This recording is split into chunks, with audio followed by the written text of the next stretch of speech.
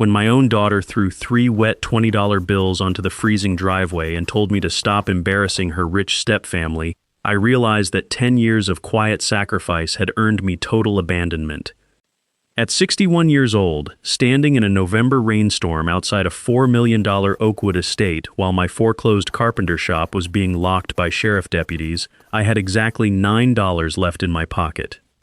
She thought I was just a broken old man begging for a warm couch, but she had no idea that a sealed steel vault in that very house was about to expose everything. Let me tell you how it happened. My name is Thomas Vance. I am 61 years old, and for 4 decades I worked as a master carpenter and custom furniture maker in the quiet industrial outskirts of Dayton, Ohio.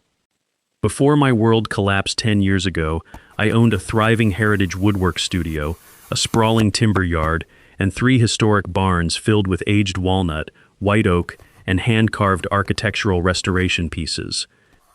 My ex-wife Eleanor and I built our life from absolute zero, starting in a drafty 2-bedroom rental where we saved every single nickel to give our young daughter Chloe a decent and secure future. Eleanor possessed a brilliant mind for commercial space design, while I held the practical craftsmanship to turn raw architectural blueprints into breathtaking luxury interiors for corporate offices and upscale country clubs. Few people knew that long before Chloe was born, Eleanor and I suffered the devastating loss of our firstborn infant son, Daniel, who passed away in his sleep on a bitter January midnight. That shared heartbreak forged a silent, unbreakable bond between us, and for 20 years, the date of Daniel's birth remained the sacred vault code to every important file and personal family safe we ever owned. When Eleanor wanted to launch her high-end interior design conglomerate, Vance Design Group, I did not hesitate for a single second to back her ambitious vision with everything I had accumulated.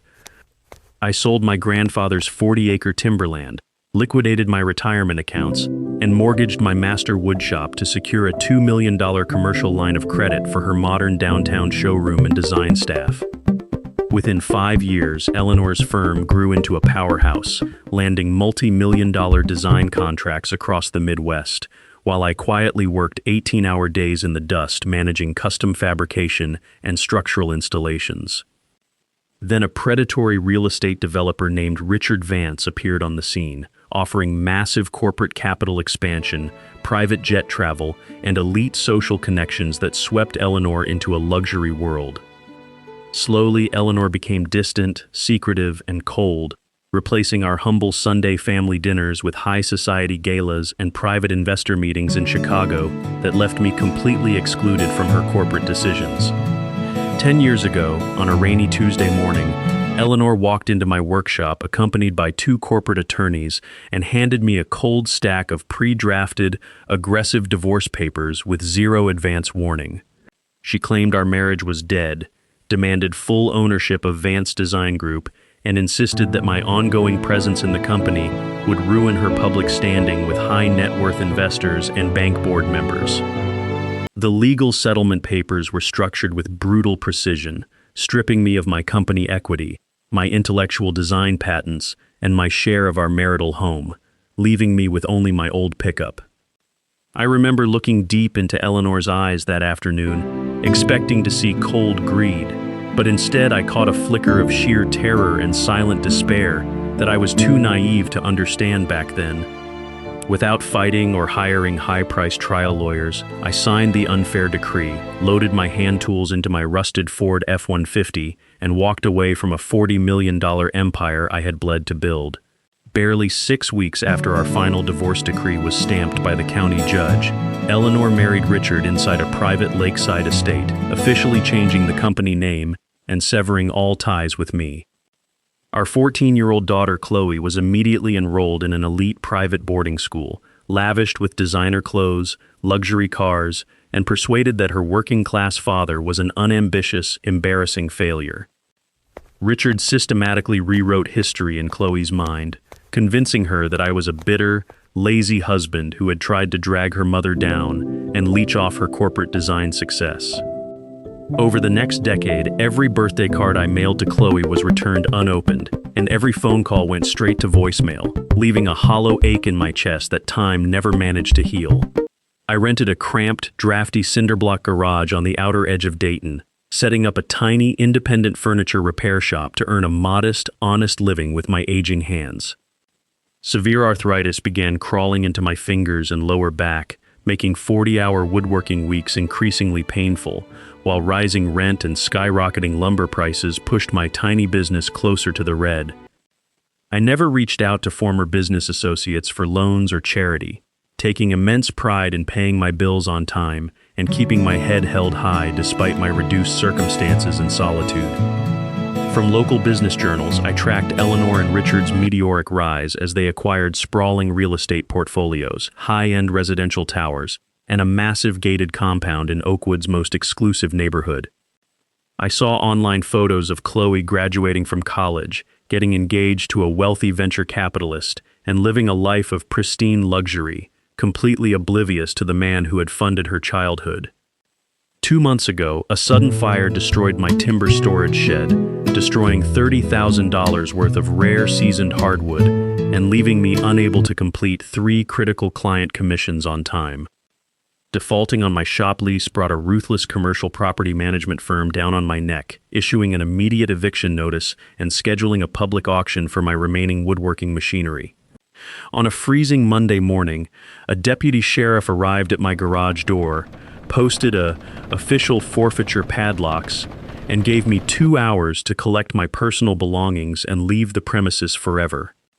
With my tools impounded, my bank balance standing at $9, and my old truck barely running on 5 cylinders, I found myself completely homeless at 61 years old with nowhere left to turn. Desperate for shelter from an incoming winter storm, swallowed every ounce of my remaining pride, and decided to visit Chloe's newly purchased estate in Oakwood to ask for temporary floor space. I drove my rattling pickup truck through the pristine, tree-lined avenues of Oakwood, feeling like an unwelcome ghost entering a realm of manicured lawns, tall iron gates, and multi-million-dollar mansions. I pulled up to the tall black security gate of Chloe's property, my heart pounding against my ribs as I pressed the intercom button and waited under the cold, pouring November rain. Chloe's voice came through the speaker, crisp and sharp, asking who was at the gate, and when I spoke my name, a heavy, suffocating silence hung in the air for nearly 2 long minutes. The iron gate slowly clicked open, and Chloe walked down the long paved driveway holding a black designer umbrella, dressed in an expensive cashmere coat that made her look like a stranger. She stopped 5 feet short of my rusting truck, looking at my mud-stained work boots, faded jacket, and gray hair with a combination of intense discomfort and visible social embarrassment. I swallowed my pride and explained softly that I had lost my shop, that the night storm was turning into freezing sleet, and that I only needed to sleep on her garage floor for 2 days. Chloe did not offer a cup of coffee or invite me inside out of the cold. Instead, she folded her arms and accused me of coming to harass her and embarrass her before her in-laws. She told me that Richard had provided her with everything in life, while I was nothing more than an unaspiring failure who had abandoned her mother and resurfaced only when I wanted handouts. Reaching into her leather purse, Chloe pulled out 3 wet $20 bills, crumpled them in her gloved hand, and tossed them onto the wet gravel near my worn leather boots with cold disdain. She told me to take the money, buy a meal at a diner, and never show my face near her home or contact her again, because her life had no room for my poverty and baggage. I looked at my 24-year-old daughter, searching her eyes for any trace of the little girl who used to fall asleep on my lap while I carved wooden toys, but found only icy arrogance. I did not pick up the $60 lying in the mud. Instead, I stepped back into my truck, closed the drafty door, and backed out into the street without saying another single word. I drove to the dark corner of an abandoned industrial park near the river, parked under a broken street lamp, and pulled my canvas work coat over my shoulders to fight the biting cold. As freezing rain turned into heavy snowfall, the temperature inside the truck cabin plummeted, causing my arthritic joints to throb with intense pain while tears of absolute humiliation burned my eyes. Sitting alone in the freezing dark, listening to the wind howl against the rusted fenders, I wondered how 30 years of honest labor and selfless love had reduced me to a forgotten outcast. At 6:30 the next morning, stiff and shivering violently, I scraped the thick frost off the inside of my windshield and started the engine to keep my toes from going completely numb. Suddenly, a sleek black Lincoln Town car pulled quietly into the empty industrial lot, its bright halogen headlights cutting through the dim morning mist before coming to a stop directly behind my battered pickup truck. A tall man wearing a tailored charcoal wool suit and silk scarf stepped out into the swirling snow, holding a dark leather briefcase and looking intently at my truck's rusted Ohio license plate. He walked directly up to my driver's side window, tapped gently on the ice-crusted glass, and politely asked if I was indeed Thomas Vance, former principal owner of Vance Custom Woodworking. When I rolled down the window, he introduced himself as Arthur Pendleton, senior managing partner at Pendleton and Associates, one of the most prestigious corporate law firms in the entire state of Ohio. Arthur looked at me with deep professional concern and informed me that my ex-wife Eleanor had collapsed from a sudden, fatal cardiac arrest exactly 48 hours ago inside her private Oakwood residence. The news hit me like a physical blow to the chest, freezing the air in my lungs as 10 years of forgotten warmth, shared struggles, and bitter betrayals collided inside my heart. Arthur explained that he had spent the last 24 hours searching frantically for me across Montgomery County after discovering that my working-class shop had been shuttered and foreclosed by local county officials. He revealed that before her untimely death, Eleanor had executed a confidential legal trust and constructed a heavily reinforced, solid steel vault room hidden deep inside her private multi-million-dollar Oakwood estate. The vault was secured by a military-grade digital keypad lock, and Richard had spent 36 frantic hours hiring elite safe technicians to drill it open, failing completely every single time. Eleanor's final notarized directive explicitly stated that if anyone ever attempted to breach the vault door by physical force, her multi-million-dollar estate would immediately enter contested probate freeze under strict court oversight. The legal document clearly specified that only one person in the world possessed the knowledge and right to input the master 6-digit passcode to open that vault door, me. Arthur opened his luxury sedan door, offered me a warm thermos of coffee, and asked me to accompany him immediately to the Oakwood estate to fulfill Eleanor's final binding legal instructions. An hour later, sitting in the leather seat of Arthur's smooth sedan, we pulled back up to the massive iron gates of the very same Oakwood estate where Chloe had rejected me. The grand front doors swung wide open, exposing a lavish foyer filled with marble floors, crystal chandeliers, and expensive European artwork that my sweat, timber, and sacrifice had ultimately made possible. Richard stood in the center of the living room in an expensive suit, looking flustered, aggressive, and visibly shaken as Arthur walked me inside, past security guards and private lawyers. Richard sneered loudly at my worn canvas coat and muddy boots, demanding to know why a penniless, washed-up carpenter was being brought into his private home during an urgent family legal matter. Chloe was sitting on a velvet sofa nearby, her eyes widening in total shock and disbelief as she saw her destitute father walking in shoulder to shoulder with the city's top attorney. Arthur held up his hand, silenced Richard with cold professional authority, and presented the certified court mandate authorizing my immediate, unhindered access to the private lower level of the estate. We walked together down a grand carpeted staircase into a climate-controlled basement library, where a massive, custom-built solid steel vault door sat embedded deep within a heavily reinforced, poured concrete wall. 2 commercial safe technicians stood beside heavy drill rigs and shattered titanium bits, shaking their heads in utter defeat after failing completely to penetrate the high-grade hardened steel armor plate. I stepped up to the heavy steel door, staring at the glowing red digital keypad, and felt an overwhelming wave of emotional family history washing over my tired mind in absolute silence. With Richard pacing nervously behind my back and Chloe watching in frozen silence from the doorway, I remembered the freezing January midnight 35 years ago when our infant son Daniel passed away. With trembling hands, I reached out toward the illuminated numeric keypad and carefully typed the 6 digits of our long-lost baby's birth date into the system: 0, 1, 1, 5, 8, and 9. A sharp electronic chime echoed through the quiet room, followed immediately by the heavy, mechanical clanking sound of internal solid steel locking bolts, disengaging behind the 6-inch thick hardened vault door. The heavy steel vault door slowly swung wide open, revealing a brilliantly illuminated walk-in safe packed with neatly organized steel filing cabinets, sealed leather binders, and high-level corporate legal evidence documents. As I took my first step inside that hidden sanctuary, I realized that Eleanor had spent 10 long years quietly building a fortress of evidence that was about to destroy Richard completely.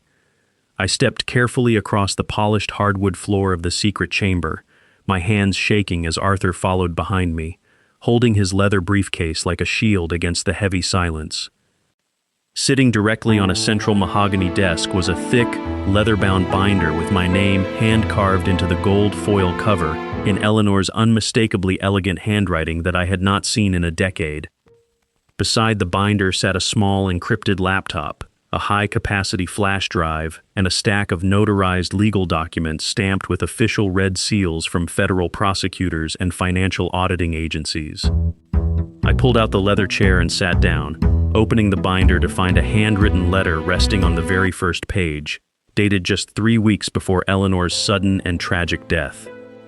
Reading her opening words made my throat tighten instantly, as Eleanor wrote that if I was reading this letter inside the secret room, it meant she had finally lost her long battle with heart disease.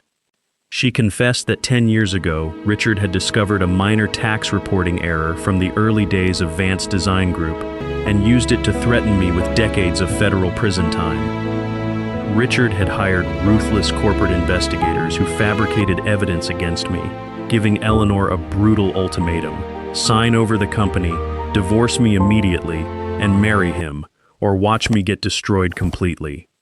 To save me from financial bankruptcy and criminal prosecution, Eleanor had agreed to play the cold, unfeeling traitor, knowing that making me hate her was the only way to keep me safe from Richard's reach. She wrote that every cold look, every harsh word from her attorneys, and every moment of distance over the past decade had broken her heart into 1,000 pieces while she secretly protected my name. Instead of surrendering to blackmail, Eleanor spent 10 quiet years compiling evidence against Richard, meticulously tracking his illegal offshore accounts, wire fraud, money laundering schemes, and corporate extortion tactics across 3 states. She had hired private investigators and forensic accountants to build an ironclad federal criminal case, documenting every dollar Richard had stolen from Vance Design Group and funneled into his shell companies.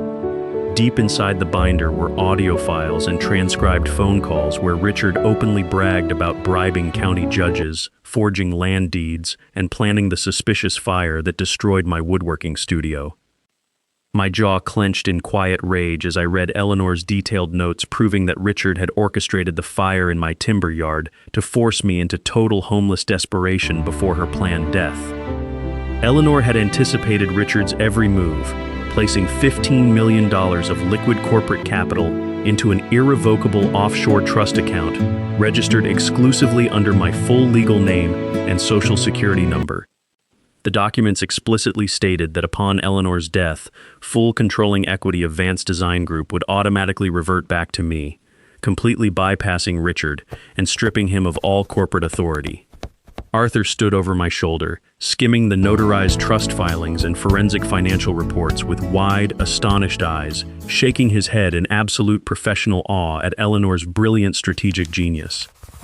Arthur turned to me and stated firmly that this evidence was enough to freeze all of Richard's bank accounts within hours and send him to federal penitentiary for the rest of his natural life.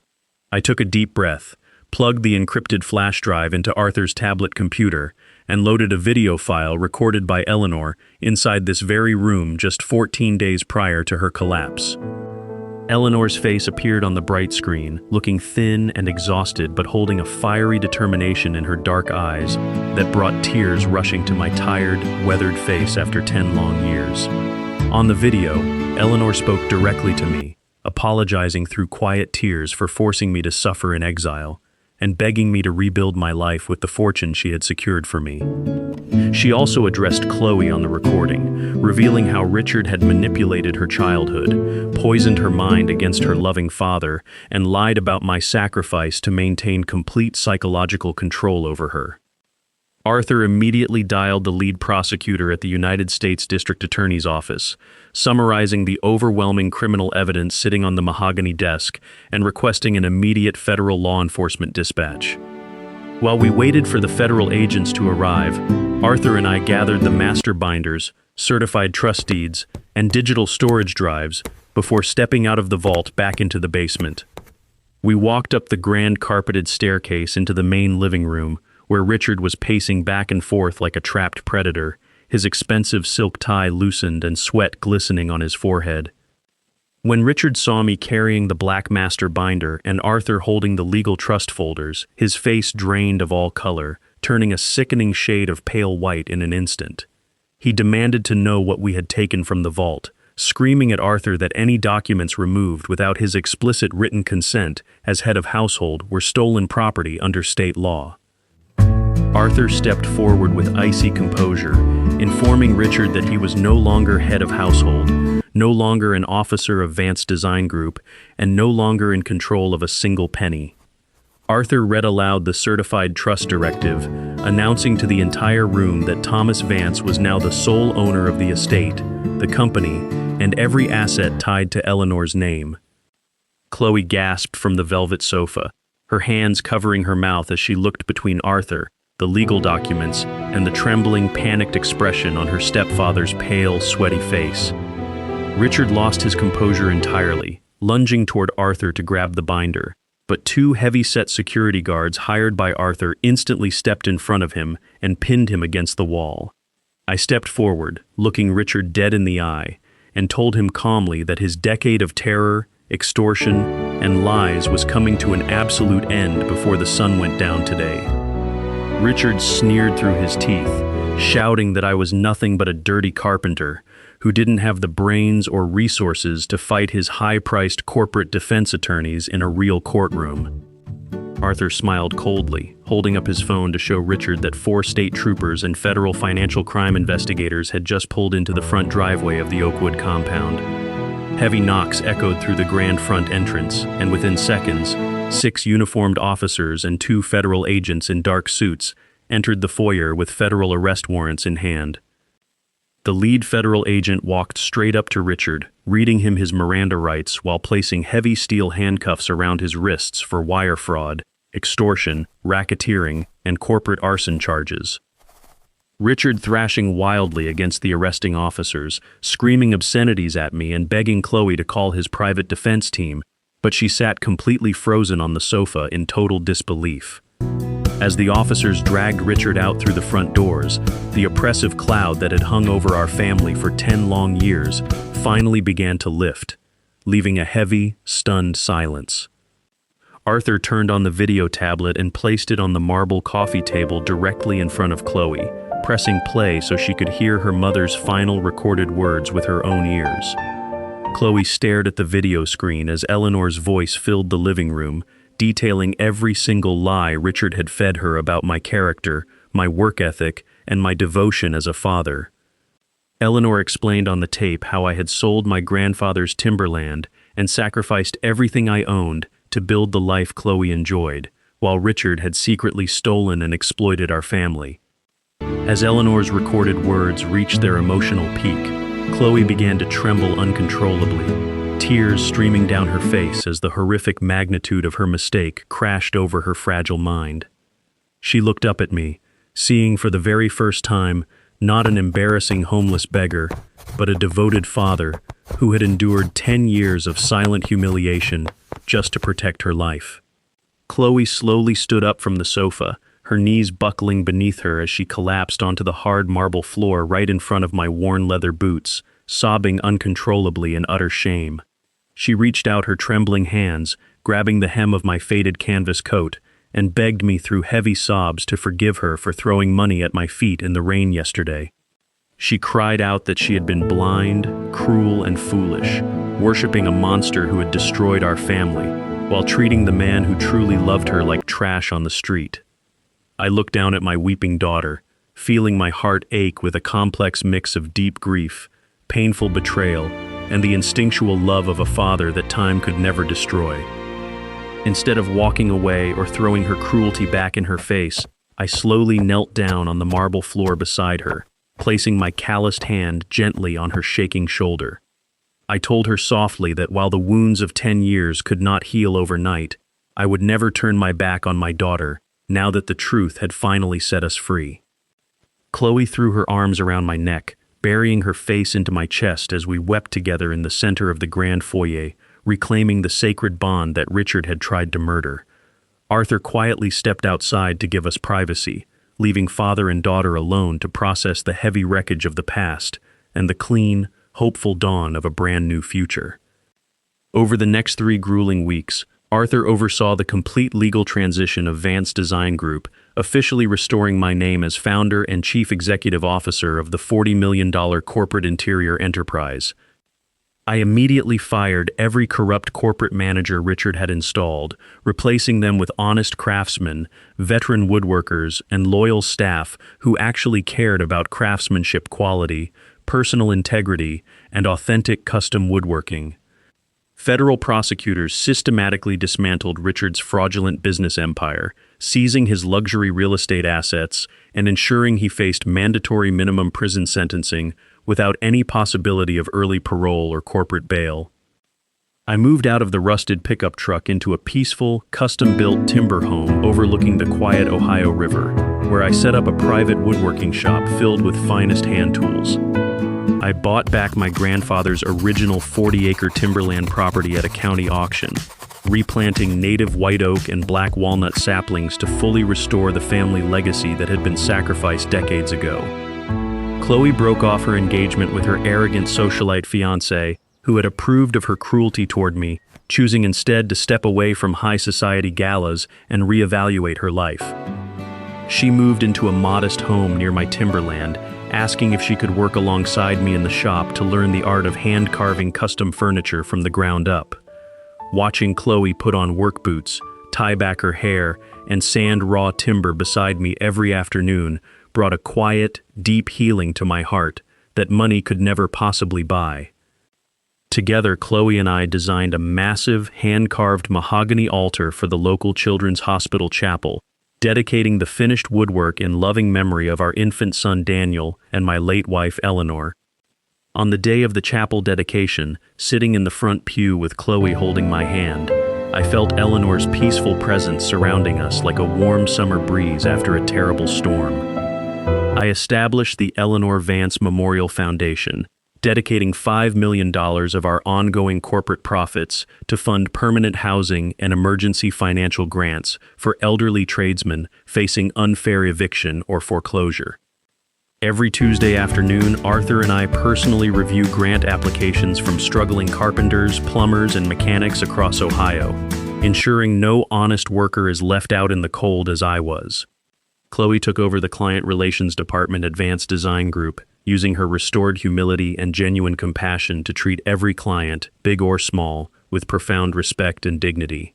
We framed the 3 wet $20 bills that Chloe had tossed onto the gravel, hanging them quietly inside my private workshop office as a permanent reminder of where pride can lead. Chloe looks at that framed money every single morning before starting work in the shop, reminding herself never to judge a person's worth by their worn clothes, calloused hands, or temporary financial hardship. Richard's high-stakes corporate criminal trial lasted 2 weeks, ending in a swift guilty verdict on 12 federal felony counts that resulted in a 25-year prison sentence without possibility of executive clemency. I visited Richard in prison just once, sitting behind the thick glass divider, not to gloat or seek revenge, but to let him know his hatred had failed to break my family. He looked old, defeated, and hollow in his orange jumpsuit, unable to look me in the eye as I told him that Eleanor's love had ultimately conquered every single lie he built. Walking out of that prison facility into the crisp autumn air, I took a deep breath, letting go of the last lingering drops of bitterness that had weighed on my soul for 10 years. Now at 62, I wake up early every morning to the sweet smell of fresh sawdust, listening to the birds sing over our quiet, sprawling 40-acre oak timberland reserve. Chloe walks down the gravel path to the workshop every morning carrying 2 hot mugs of black coffee, sitting beside me on the workbench to plan our weekly custom furniture designs. We talk openly about Eleanor, about baby Daniel, and about the quiet sacrifices that brought us through the darkest storm of our lives into this beautiful, peaceful season of restoration. I realize that true human wealth is not measured by multi-million-dollar mansions or gated corporate estates, but by the quiet dignity of honest labor, personal integrity, and the restored love of your children. When life strips you down to $9 and a broken heart, remember that truth has a quiet way of breaking through the heaviest steel doors when you least expect it. My name is Thomas Vance. I am 62 years old, and after surviving betrayal and cold isolation, I am finally home, standing strong alongside the daughter I never stopped loving. Although Richard was locked behind federal bars, the corporate board members who had silently enabled his fraud attempted to block my official reinstatement as Chief Executive Officer of Vance Design Group. With Arthur standing firmly at my side, we marched into the emergency shareholders meeting, armed with forensic audit reports, exposing every corrupt director who had pocketed kickbacks from Richard's offshore accounts. Facing immediate federal indictment and public exposure, 6 senior board members submitted their unanimous resignations on the spot, allowing me to appoint trusted veteran craftsmen and honest design partners to the leadership team. I immediately restructured the company's operational charter, ensuring that 20% of all corporate net profits were directed straight into employee retirement accounts and healthcare funds for our workshop union workers. Former corporate clients who had abandoned Vance Design Group under Richard's arrogant management began returning, drawn back by our renewed commitment to authentic, hand-carved architectural woodwork and transparent pricing structures. Meanwhile, Chloe threw herself into her woodworking apprenticeship with fierce dedication, waking up at 5 o'clock every single morning to sweep workshop floors and stack raw walnut lumber beside me. Her hands, once manicured for high society cocktail parties, became calloused and stained with dark wood oil, but her eyes held a genuine, calm happiness that I had not seen since her childhood. One afternoon, 2 of Chloe's former wealthy friends drove their luxury sports cars up to our dusty shop, making cruel remarks about her working in wood dust like a common laborer. Without a single moment of hesitation, Chloe looked her old friends in the eye and told them that working beside her honest father was worth more than all their hollow, superficial lifestyle combined.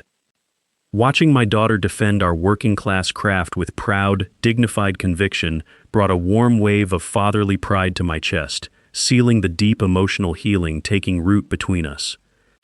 Together, we began restoring the historic timber barns on my grandfather's 40-acre property, turning the old, weathered oak structures into a modern training facility for talented young apprentice carpenters across Ohio.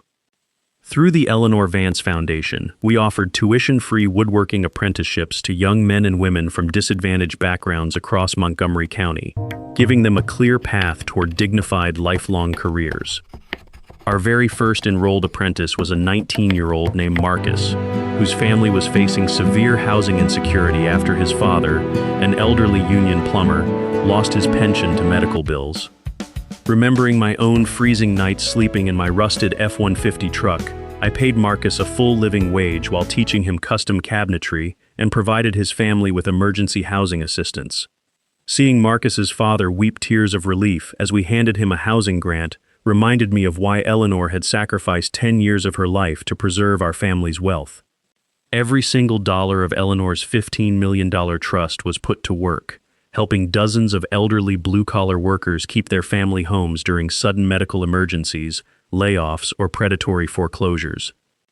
Arthur managed all of the foundation's legal filings with relentless precision, ensuring that not a single penny was wasted on corporate administration or flashy promotional campaigns that lacked real community substance.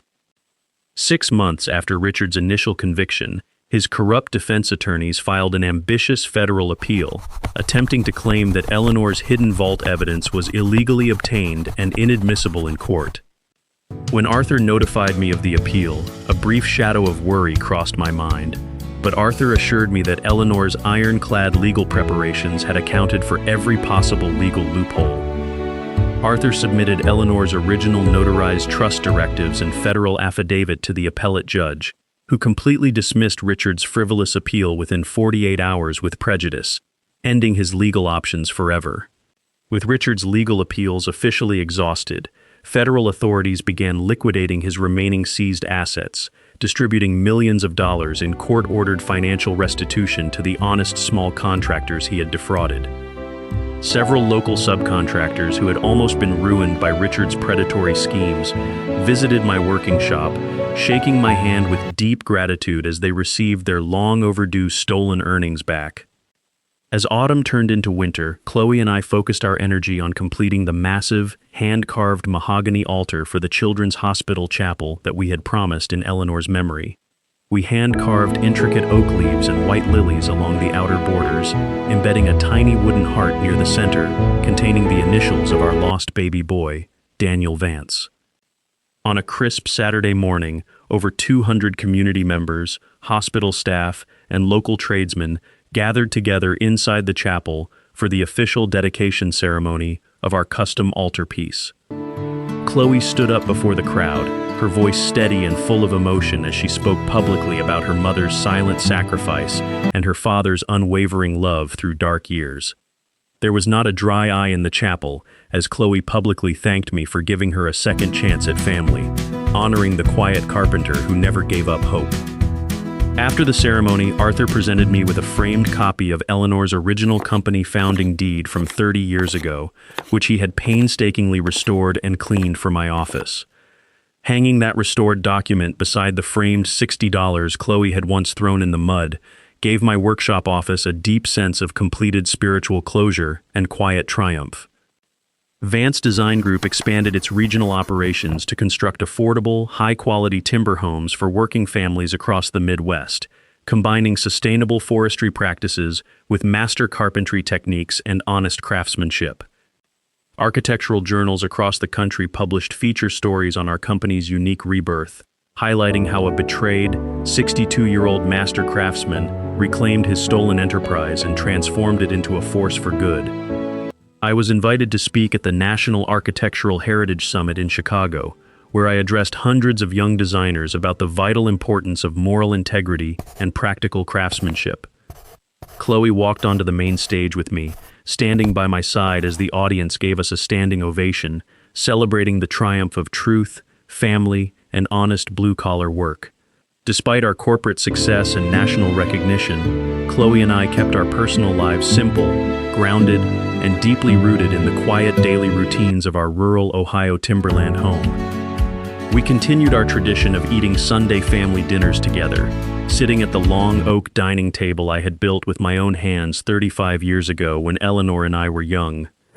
During those quiet Sunday evenings, Chloe would often share her design sketches for future community housing projects, her creative passion matching her mother's brilliant artistic spirit in every single detail. I saw Eleanor's intelligence, courage, and beauty alive in Chloe every single day, knowing that my late wife's greatest dream of reuniting our family had finally come true beyond measure. One spring morning, Chloe walked into the workshop holding an old photo album she had found stored deep inside Eleanor's secret vault, filled with forgotten pictures of our early marriage. We sat together on a pile of seasoned white oak planks, turning the pages and laughing through gentle tears at photos of me in my 20s, covered in wood dust outside our first small workshop. Among the yellowed photographs was a quiet picture of Eleanor and me, standing proudly in front of our first delivery truck, holding newborn baby Daniel in a hand-carved wooden cradle.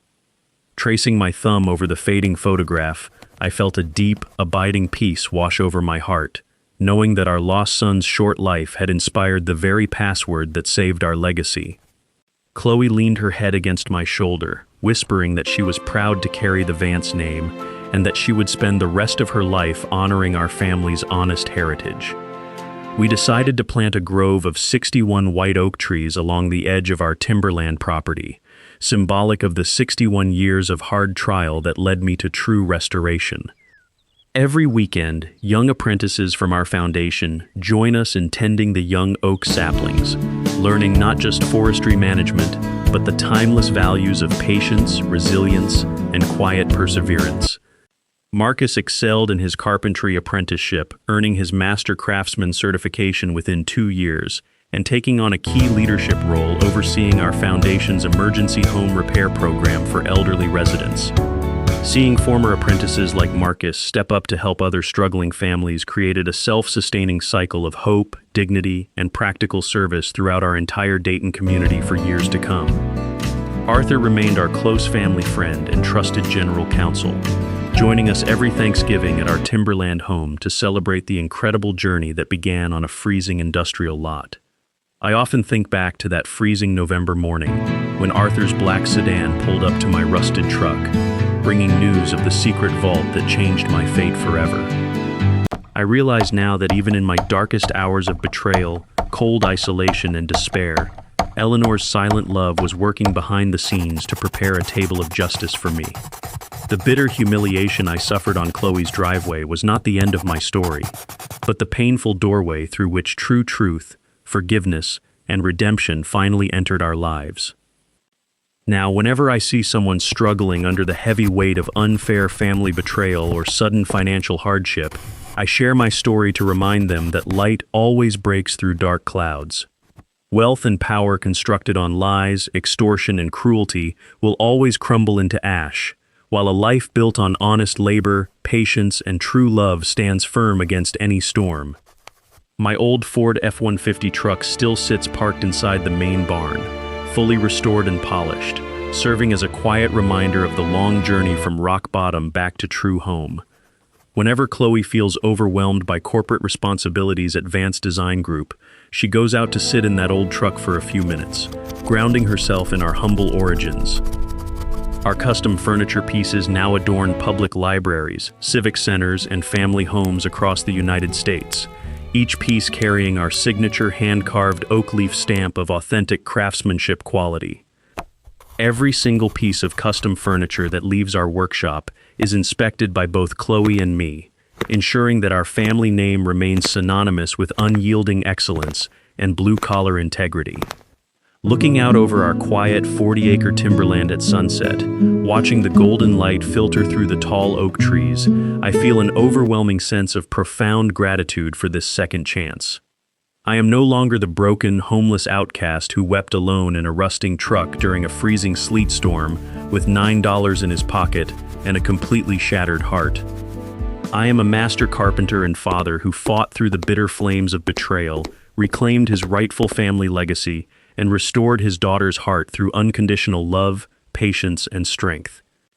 Chloe and I often take late afternoon walks through our white oak grove, listening to the rustling wind in the leaves and talking about our plans for expanding the foundation's reach. She tells me often that learning to carve wood alongside her father taught her more about character, humility, and real strength than all her expensive private school education ever could. We built a small memorial pavilion in the middle of our oak grove, dedicating a quiet stone bench to Eleanor, where family and friends can come to reflect and pray. On the stone bench, we carefully carved Eleanor's favorite phrase, "True love endures all trials, truth conquers all lies, and a family restored in grace shall never be broken again." Every autumn when the oak leaves turn brilliant red and gold, our foundation hosts an annual gathering for all the craftsmen, apprentices, and families we have helped over the years. Sitting around a crackling bonfire with dozens of working families, sharing home-cooked meals and inspiring stories of personal resilience, I see the living fruit of Eleanor's decade of silent sacrifice. The dark secret vault in Eleanor's Oakwood mansion, once locked by codes born of grief, became the precise key that unlocked freedom, justice, and lasting restoration for our entire family. Richard remains completely forgotten in his distant federal prison cell, his stolen millions vanished, and his grand schemes reduced to a timeless warning story about the destructive nature of corporate greed. Meanwhile, the name Thomas Vance stands for deep honor, master craftsmanship, and unwavering fatherly love, respected by fellow woodworkers, and deeply loved by the daughter who now walks beside me. Life tested me in the hottest furnace of humiliation and financial loss, stripping away everything I owned, but my core principles and faith remained completely unshaken through every bitter storm. If you ever find yourself standing in the freezing rain, cast out by those you sacrificed everything for, do not lose hope or abandon your personal dignity to bitter despair. Hold fast to what is true, keep your hands working with honest purpose, and trust that justice has a quiet way of turning the tables when all seems completely lost. The master craftsman knows that raw wood must endure sharp chisels, heavy pressure, and rough sanding before its true grain and hidden beauty can finally be revealed to the world. My life was reshaped by deep suffering, refined by absolute truth, and restored by grace, turning a painful family tragedy into a lasting sanctuary of hope for generations to come. As the sun sets over our 40-acre white oak timberland, I stand peacefully on the workshop porch, holding a hot mug of coffee and smiling warmly at my daughter Chloe. My name is Thomas Vance. I am 62 years old, and after enduring the darkest betrayal, I am living proof that love, truth, and family will always prevail in the end.